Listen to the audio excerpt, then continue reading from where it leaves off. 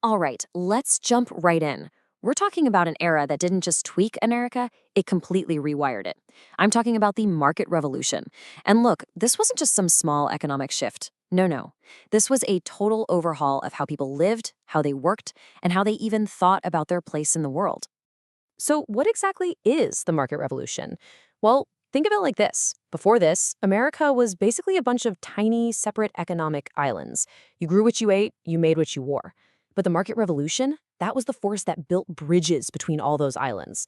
It was all about connecting the factories up in the north with the farms out west and in the south, creating for the first time one single giant interconnected national economy. But that raises a huge question, right?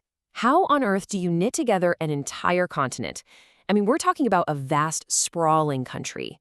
Before this, you were lucky if your world extended beyond your own town or county. So what changed? What were the engines that drove this massive transformation? Well, it really boils down to three big things. Okay, engine number one, conquering distance. You can call this the transportation revolution. Because think about it. You can have the best products in the world, but if you can't get them from point A to point B, you don't have a market. You just have a local craft fair. So breaking down the barrier of distance, that was absolutely the first crucial step. And man, did things move fast. It was like one breakthrough after another. First, you get these ambitious projects, like the National Road, literally paving the way from east to west. Then, boom, the Erie Canal opens in 1825 and just changes everything for water travel. At the same time, you've got steamboats chugging up and down rivers, finally making two-way commerce possible. And then, the railroads show up, offering a kind of speed and directness that was just unimaginable before. Each one was a game changer, building on the last, setting the whole nation in motion. And if you want to understand just how massive this change was, just look at the Erie Canal. The numbers are staggering. Before the canal, if you wanted to ship a ton of goods from Buffalo to New York City, it would set you back about $100, and it would take weeks. After the canal, that cost dropped like a rock to around $10, and the time? Just a few days. That's a 90% price drop. That's not just an improvement, that's a total reinvention of trade. So we've got our first engine, transportation. People and goods are moving like never before. But that's only half the story. The second engine was all about how things were made. We're moving from the workshop to the factory floor. This is the Industrial Revolution, American style. And you know how it all started? With a secret. A little bit of corporate or maybe national espionage, really. This guy, Samuel Slater, he comes over from Britain. But he doesn't just bring his luggage. He brings the designs for their advanced textile machines in his head. He'd memorize them.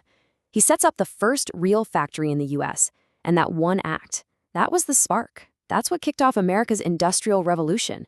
Then came another brilliant, game-changing idea, this time from Eli Whitney. You've probably heard of him. He came up with the concept of interchangeable parts. Now, before Whitney, everything was custom. A craftsman would hand-fit every single piece. If a part on your rifle broke, good luck. You needed that specific craftsman to make a new one.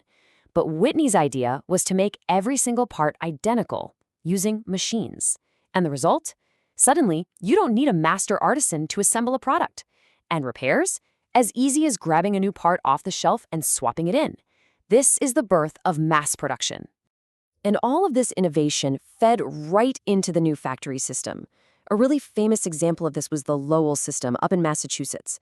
What they did was build these huge textile mills and employed young unmarried women, the famous Lowell Mill Girls, and even built company towns for them to live in.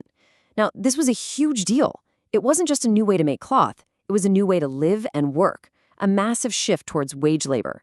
For all the tough conditions, it gave some women a taste of economic independence they'd never had before. Okay, so we can move things, and we can make things in new ways. So what's left? Engine number 3, a revolution on the land itself, the agricultural revolution. And this was all about changing the fundamental reason people farmed. See, for most of history, you farmed to live. You grew enough food for your family, and that was about it. We call that subsistence farming. But now, with all these new canals and railroads, a farmer in Ohio could suddenly sell his wheat to someone in New York City. So farming shifted from being about survival to being about business. It became commercial.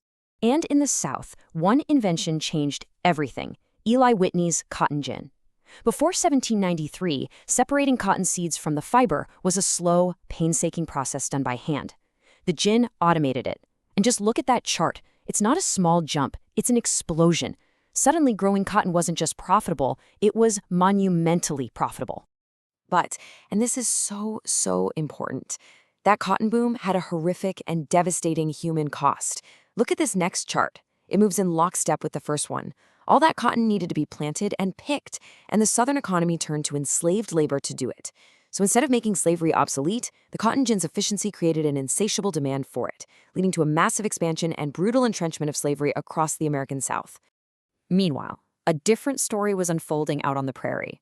The Midwest had this incredibly rich soil, but it was tough as nails.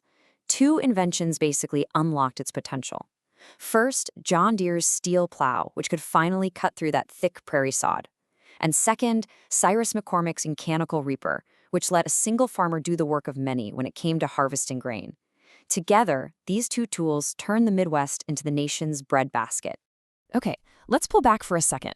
We've got these three massive engines running at full steam: transportation, industry, and agriculture. So how do they all work together? This is where we see the grand unification, the moment these separate revolutions fuse together to create one single national market.